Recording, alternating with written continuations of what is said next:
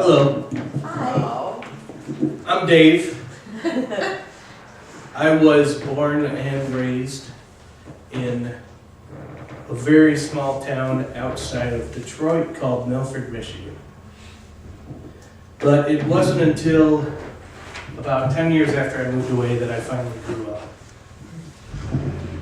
I spent my childhood in a rickety old 10 by 10 foot clubhouse in my parents' backyard with my best friends, Ryan, Fred, and Danny. We did everything there. We spent every waking minute there. Playing games, telling stories, writing words and phrases on the wall with markers, and of course, holding highly elite, top secret club meetings. It was a clubhouse after all. There was the Carpenters Club, where we hung 2x4s on the wall with nails and called bookshelves. The Big Time Wrestling Club, where we pretended to be WWF superstars. Junkyard Dog, obviously. And basically beat the hell out of each other.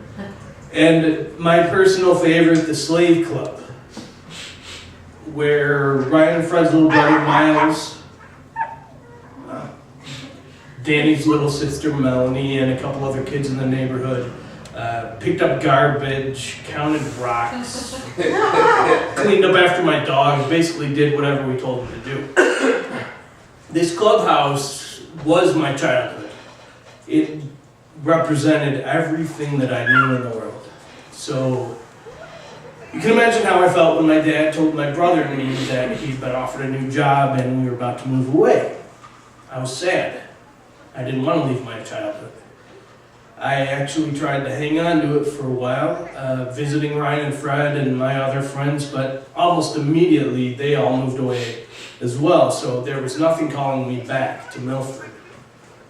So I never returned until about 10 years later.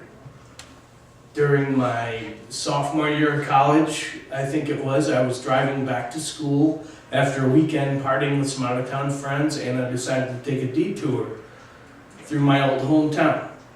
We stopped by Little Bits, the penny candy store, bought 100 jalapeno jelly beans for $1.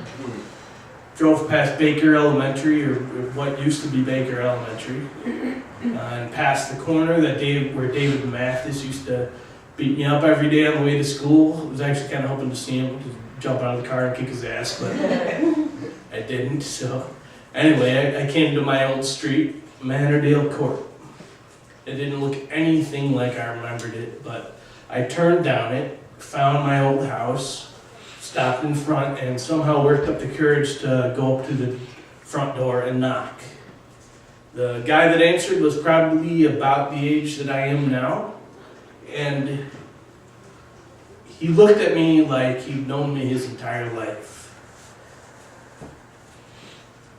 And I said, this is going to sound pretty bizarre, but I grew up in this house, and I was wondering if you'd mind if I walked around your backyard for a while. And without hesitating even for a second, this guy said, absolutely. Take as long as you need. So I walked down the driveway that my dad had paved, past the names that my brother and I had permanently written into the cement. And as I rounded the corner of the garage, there it was. My clubhouse, exactly as I had left it. The bookshelves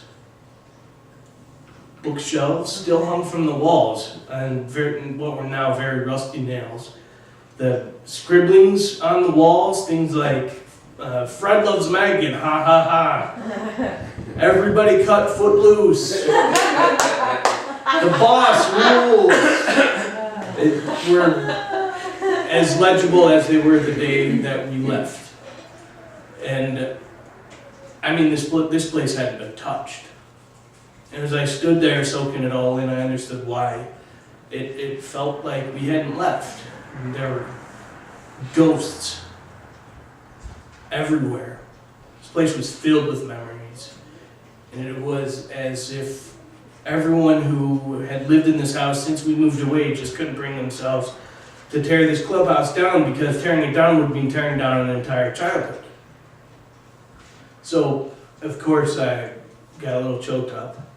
Didn't cry. I don't cry. So, I walked into the front door. I'm just kidding. I did cry.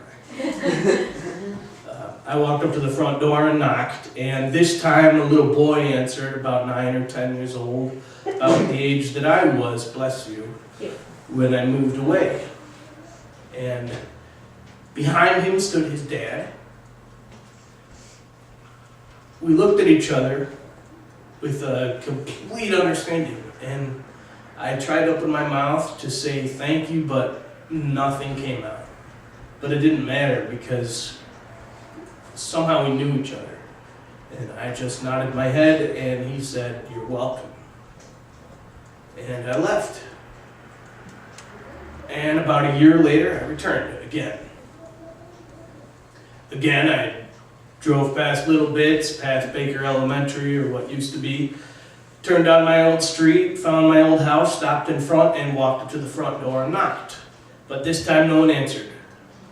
But, well, I figured I had come all this way. I wasn't about to leave without seeing my clubhouse. So I walked down my dad's driveway, past the names in the cement, and turned around the corner of the garage, and all I saw was an empty backyard and a pile of rotten wood. And at that moment, right then, right there, I grew up, because my childhood had been torn down. I have 2 kids of my own now, and on the bookshelf in their rooms sits something that I hold very dear. It's a small piece of rotten wood that I picked up off of the ground in the place where my clubhouse stood on that day. And I keep it as a reminder that real age, true age, really only exists in the heart. And I also keep it as a promise that no matter where we go or what we do, my wife and I will never let our girls' childhoods fall to the ground. Because if theirs do, mine will for the second time. I have rebuilt my childhood in theirs since that day. So I'm never going to let that happen ever again. All right.